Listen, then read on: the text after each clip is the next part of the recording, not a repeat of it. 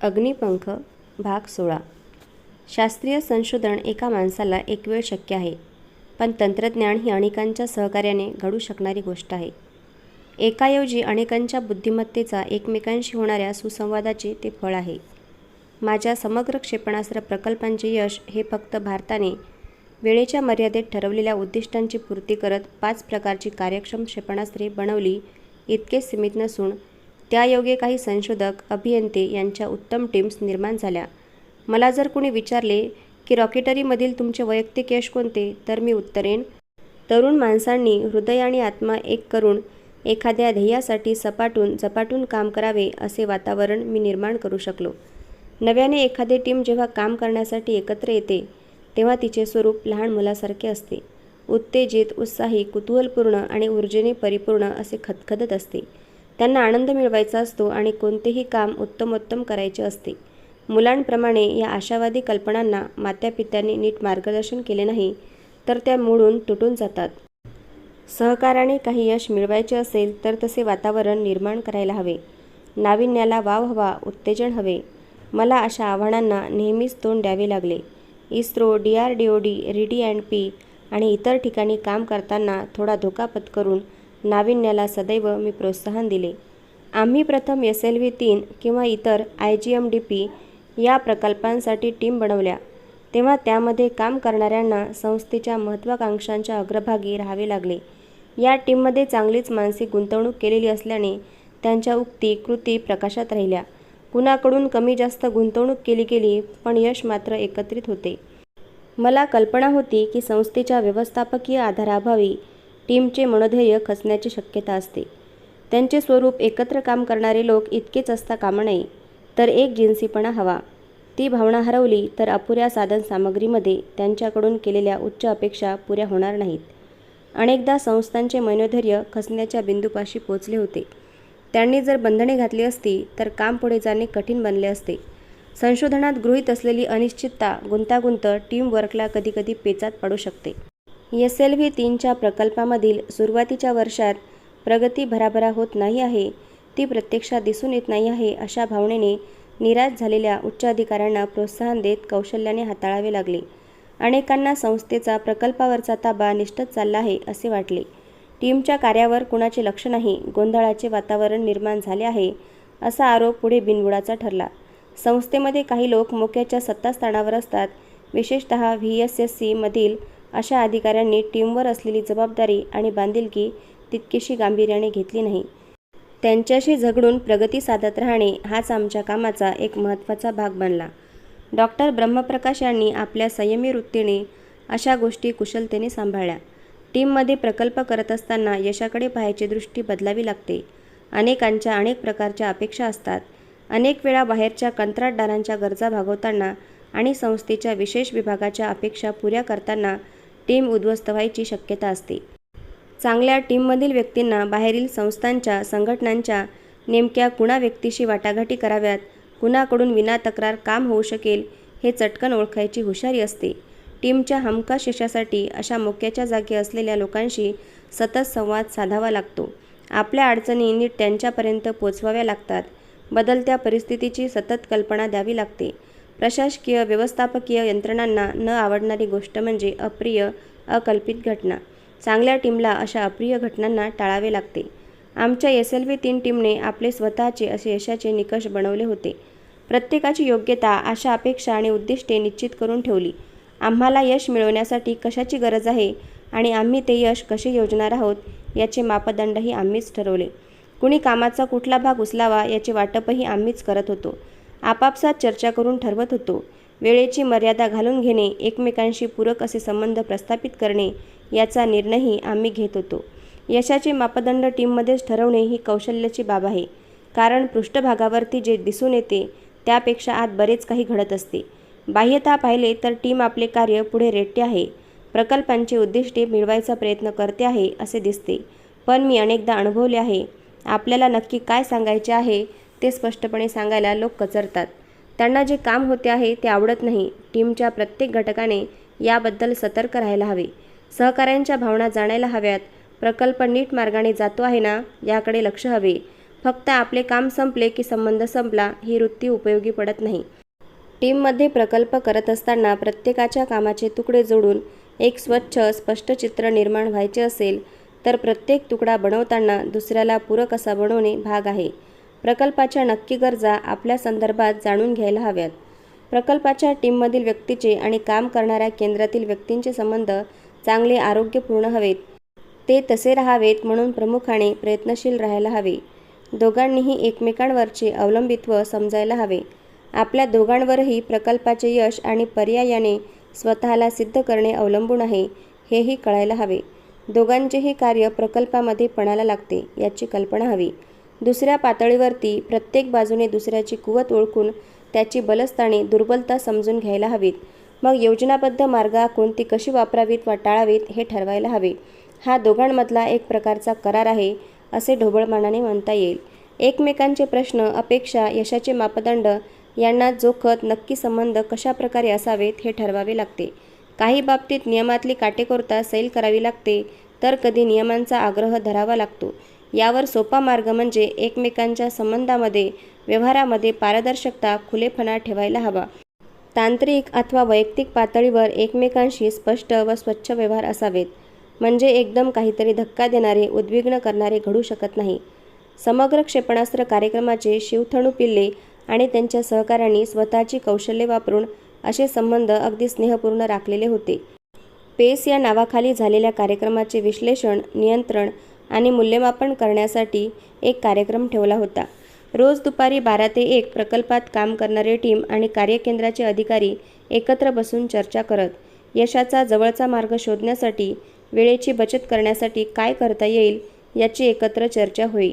सर्वांनी मिळून नियोजन करायची कल्पना चांगली उत्साहवर्धक ठरली आणि त्यामुळे आधी अशक्य वाटलेल्या गोष्टी शक्य झाल्या. यशाकडे पाहायची दृष्टी तयार झाली. तंत्रज्ञानाचे व्यवस्थापन ही 60च्या दशकात रुजलेली संकल्पना आहे. उत्पादनाच्या वेगवेगळ्या स्तरांचे सुसूत्रीकरण आणि उत्पादनाशी निगडित व्यवस्थापन रचना या 2 महत्त्वाच्या मुद्द्यांच्या विचारातून तंत्रज्ञान व्यवस्थापन विकसित झाले. त्यामध्ये 2 प्रकार आहेत. प्रायमल म्हणजे आर्थिक व्यवस्था सांभाळणारे व्यवस्थापन आणि रॅशनल म्हणजे उत्पादन व्यवस्था सांभाळणारे कर्मचारी. माझ्यासमोर व्यवस्थापन म्हणजे अभियंते, संशोधक यांच्यासारखा कर्मचारी वर्ग उभा राहतो. प्रायमल व्यवस्थापन स्वतंत्र वृत्तीच्या लोकांची अपेक्षा करते. काम नेमून दिल्यावर त्यांनी वेळेत पूर्ण करावे, मार्ग आपण शोधावा अशी व्यवस्था असते. रॅशनल व्यवस्थापनात विशिष्ट जबाबदारी दिल्यावर त्यांनी निभवावी, पण व्यवस्थापनावर ते अधिक अवलंबून असतात. मला या दोन्ही पद्धतीतील मध्यम वर्ग अधिक भावतो. वेगवेगळ्या घटकांमध्ये समन्वय साधून एकमेकांशी सहकार्य करत जबाबदारीच्या भावनेने एकत्र प्रकल्प पूर्ण करावेत असे वाटते. प्रायमल प्रतीची स्वतंत्र वृत्ती आणि रॅशनल व्यवस्थापकाचा सहकार एकत्र यावा. लोकांमध्ये संबंध प्रस्थापित करून साधनसामग्री, वेळापत्रक, आर्थिक नियोजन अशा अनेक वाटांनी मोठ्या प्रचंड प्रकल्पाचे व्यवस्थापन यशस्वी होते. सरकारी खात्यातील वर्चस्वाची उतरण नको, तर एकूण कामाचे विभाग पाडून समन्वयाचे व्यवस्थापन मला आवडते. अब्राहम मॅस्लो यांनी सर्वप्रथम स्वतःला कार्यप्रमाण करायची नवीन मानसिक संकल्पना मांडली. युरोपमध्ये रुडॉल्फ स्टेनर आणि रे ग्रीव्हान्स यांनी ही संकल्पना स्वशिक्षणासाठी तसेच संस्थात्मक नूतनीकरणासाठी वापरली. अँग्लो जर्मन व्यवस्थापन तत्त्वज्ञानी फ्रिट्झ शुमाकर यांनी बौद्ध धर्मातील अर्थशास्त्रावर आधारित लहान ते सुंदर, स्मॉल इज ब्युटिफुल ही संकल्पना जगापुढे मांडली. भारतीय उपखंडात महात्मा गांधींनी तळागाळातील लोकांपर्यंत तत्त्वज्ञान नेले आणि ग्राहक हा सर्व आर्थिक व्यवहाराचा केंद्रबिंदू असावा असे प्रतिपादन केले. जे.आर.डी. टाटा यांनी प्रगतीवर आधारित पायाभूत संरचना आणली. डॉक्टर होमी जहागीर भाभा आणि प्रोफेसर विक्रम साराभाई यांनी उच्च तंत्रज्ञानावर आधारित अणुशक्ती, अवकाश प्रकल्प अशा आधुनिक मार्गाने काळाच्या प्रवाहाबरोबर जाणे महत्त्वाचे असते यावर भर दिला. भाभा आणि साराभाई यांचे सुधारणांचे तत्त्वज्ञान पुढे नेण्यासाठी डॉक्टर स्वामीनाथन यांनी हरित क्रांतीची बीजे रोवली. नैसर्गिक समतोल, निसर्गाशी एकात्मता हा त्यामागचा प्रमुख विचार होता. डॉक्टर वर्गीस कुरियन यांनी सशक्त सहकार चळवळ उभी करून दुग्ध व्यवसायात क्रांती घडवली. प्रोफेसर सतीश धवन यांनी अवकाश संशोधनामध्ये फार मोठ्या प्रकल्पांची व्यवस्थापन तत्त्वे राबवून दाखवली. समग्र क्षेपणास्त्र प्रकल्पामध्ये मी प्रोफेसर साराभाईंची दूरदृष्टी, प्रोफेसर धवन यांची काम हे जीवितध्येय मांडण्याची वृत्ती यांचा मिलाप घडवून अत्याधुनिक तंत्रज्ञानाची कास धरणे हे डॉक्टर ब्रह्मप्रकाश यांचीही मते त्यात मिसळून राबवायचा प्रयत्न केला. अवकाश संशोधन क्षेत्रात मी बदल घडवले. संपूर्ण स्वदेशी स्थानिक गुणवत्ता विकसनाने मी देशाला स्वयंपूर्णतेकडे नेणाऱ्या दिशेने पावले टाकली. माझ्या विचारांना स्पष्ट करण्यासाठी झाडाची उपमा योग्य होईल. तंत्रज्ञान व्यवस्थापनाचे झाड स्वतःला कार्यप्रवण केले तरच मूळ धरते. गरज, नूतनीकरण, परस्पर अवलंबन आणि नैसर्गिक वातावरण समजून घेतले तर हे झाड बहरते. झाडाची वाढ उत्क्रांतीच्या नियमानुसार होते. जे बदल घडतात ते सावकाश होणे आणि एकदम पूर्णतया बदलून जाणे या दोन्ही प्रकारांनी घडतात. प्रत्येक रूपांतर हे तंत्रज्ञानाला उच्च श्वामिश्र पातळीवर तरी नेते किंवा खाली अधिक प्राथमिक पातळीवर आणते. वर्चस्व दर्शवणारे बदल प्रथम खूप उंची गाठतात आणि नंतर समस्यांनी घेरले जातात. बदलाचा वेग झपाट्याने प्रवेगात बदलतो. झाडाच्या खोडामध्ये सर्व क्रिया सृजनाच्या अवस्थेत सुप्त असतात. निर्णय, ध्येय, धोरणे हेही तिथेच मूळ धरते. फांद्या म्हणजे त्याची साधने, स्थिर संपत्ती, कार्य आणि उत्पादन असते. त्यांना झाडाचे खोड सतत नवनवे देत आविष्कार सुधारत अन्नपाणी पुरवते. हे तंत्रज्ञान व्यवस्थापनाचे झाड नीट जोपासले तर स्वीकारशील संरचनेची, तंत्रज्ञानाच्या वर्चस्वाच्या समजुतीची उत्तम फळे देऊ शकते. एक तंत्रकौशल्याला मांडणारी, आत्मसात करणारी पिढी घडवू शकते. संस्थेमध्ये तंत्रज्ञान दृढमूल करू शकते. एकूण देशाची आणि देशवासियांची जीवन पातळी उंचावण्याची कामगिरी पार पाडते. जेव्हा IGMDPला 1983 मध्ये मंजुरी मिळाली तेव्हा देशामध्ये प्रगत विज्ञानाचा पाया घातला गेला नव्हता. इथे तिथे थोडे तंत्रकुशल लोक अपुऱ्या साधनांनिशी काम करत होते, पण ती कुशलता एकत्रित करून काहीतरी भरीव असे आकाराला आणण्यासाठी प्रयास नव्हते. समग्र क्षेपणास्त्र प्रकल्पाच्या आयोजनामुळे अनेक छोट्या मोठ्या प्रकल्पांच्या साहाय्याने एक प्रचंड मोठे आव्हान पुढे उभे केले गेले. 5 आधुनिक क्षेपणास्त्रांच्या मालिका एकाच वेळी विकसित करायच्या होत्या. त्यासाठी साधने एकत्र करणे, प्राथमिकता ठरवणे, मानवी संपत्तीचा सुयोग्य वापर करणे अशा अनेक मागण्या पूर्ण करायच्या होत्या. प्रसंगानुरूप 78 ठिकाणी भागीदारीत काम चालू होते. त्यापैकी 36 तंत्रज्ञान केंद्रे होती. 41 प्रत्यक्ष उत्पादनाची केंद्रे होती.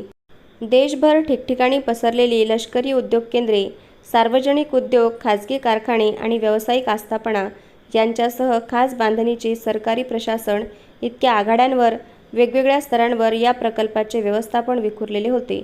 आम्ही एक आदर्श बेतून देशासमोर ठेवला. प्रत्येक गरजेकडे, कौशल्याकडे आमचे लक्ष होते.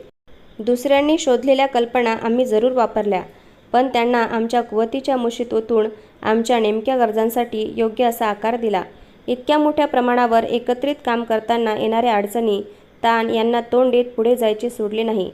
योग्य असे व्यवस्थापन आणि सहकारी श्रमविभागणी यांच्या जोरावर आपल्या देशातील बुद्धिमत्तेला, कुशलतेला आणि प्रयोगशाळेत, सरकारी संस्थांमधून आणि खाजगी उद्योगातून काही ठोस, भरीव असा आकार देऊ शकलो.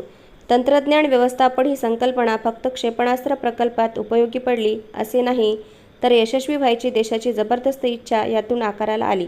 यापुढे जगाला फक्त पैसा आणि श्रमशक्ती दिशा देऊ शकणार नाही, तर या दोघांच्या सहकार्याने जे तंत्रज्ञान निर्माण होईल ते देशाला सशक्त करेल, बलवान बनवेल.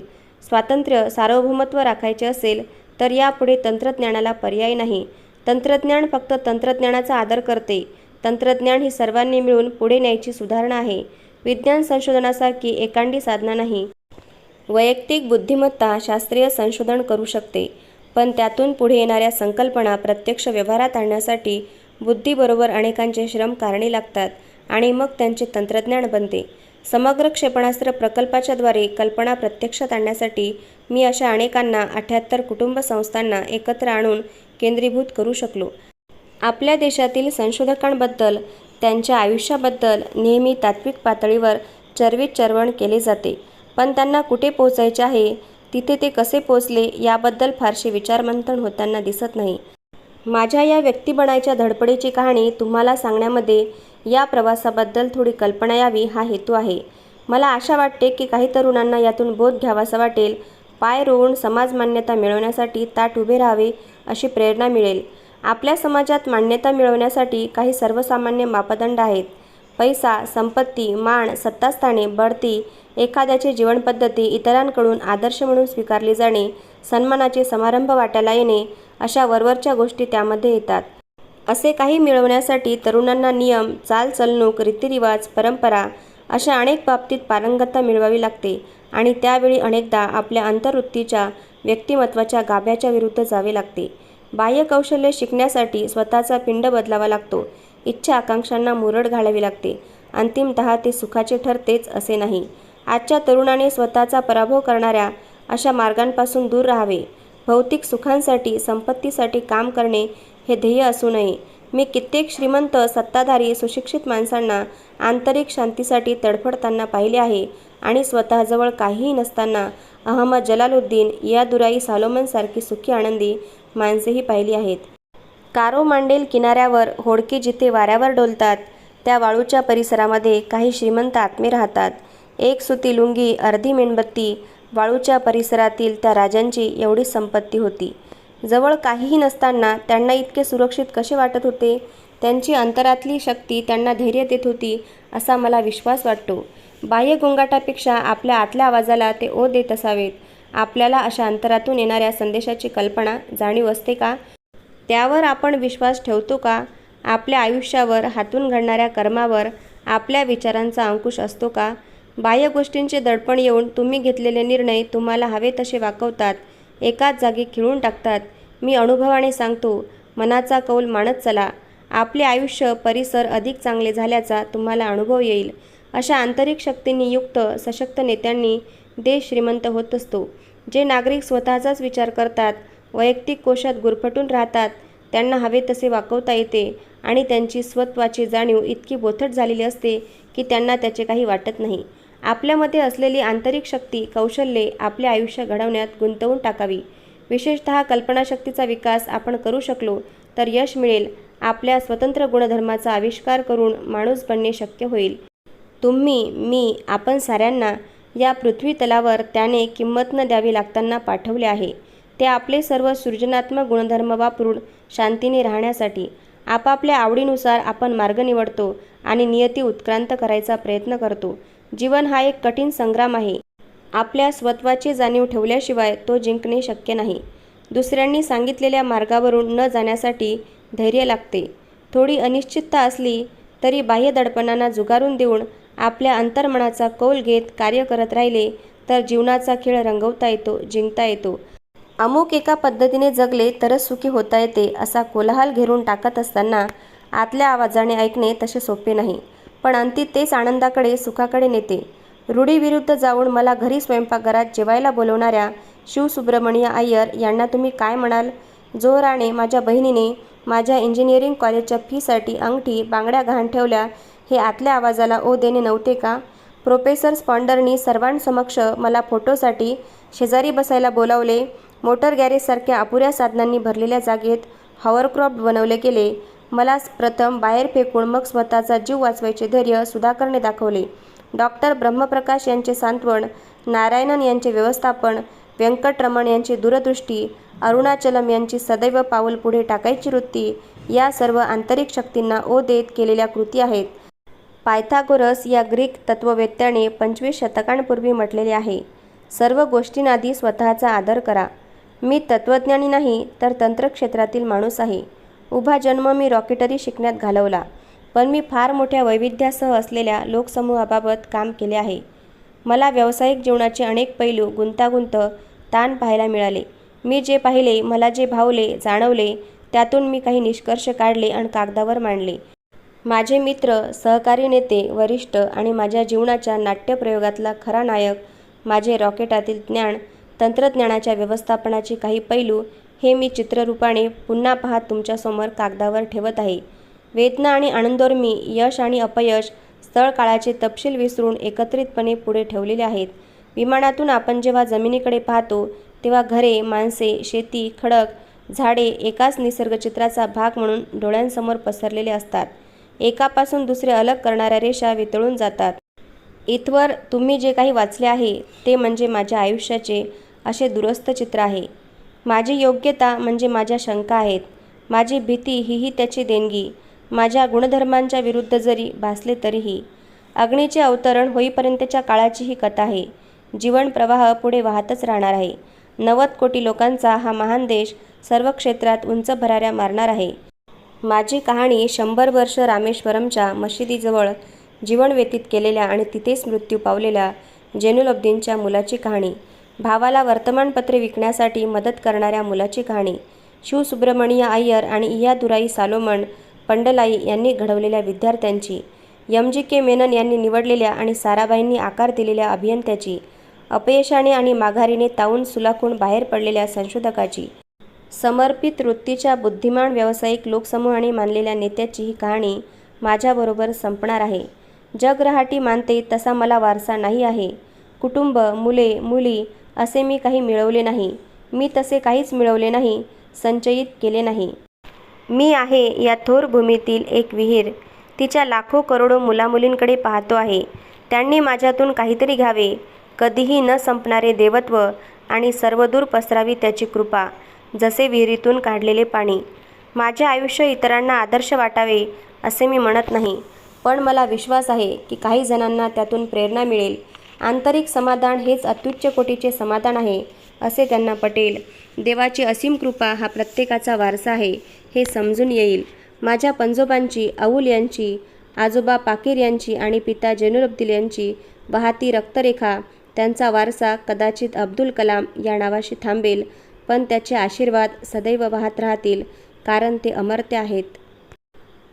धन्यवाद. अजूनही तुम्ही चॅनलला सबस्क्राईब केलं नसेल तर जरूर सबस्क्राईब करा.